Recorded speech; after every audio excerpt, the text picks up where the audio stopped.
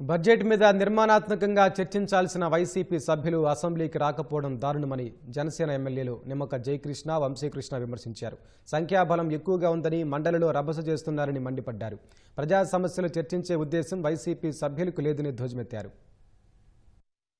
ప్రజలు మెచ్చే బడ్జెట్ ని ప్రవేశపెడితే అటు వైసీపీ నాయకులు దీని మీద రాద్ధాంతం చేస్తున్నారు. ఒక్కరోజు కూడా శాసనసభకు హాజరు కాకుండా, అలాగే శాసన మండలి తీసుకుంటే బడ్జెట్ మీద చర్చ జరుగుతూ ఉంటే సభ్యత లేకుండా, సంస్కారం లేకుండా ఈరోజు వైసీపీ కౌన్సిల్ సభ్యులు వాకౌట్ చేయడం కానీ, అంతరాయం కలిగించడం కానీ జనసేన పార్టీ తరఫున తీవ్రంగా ఖండిస్తున్నాం.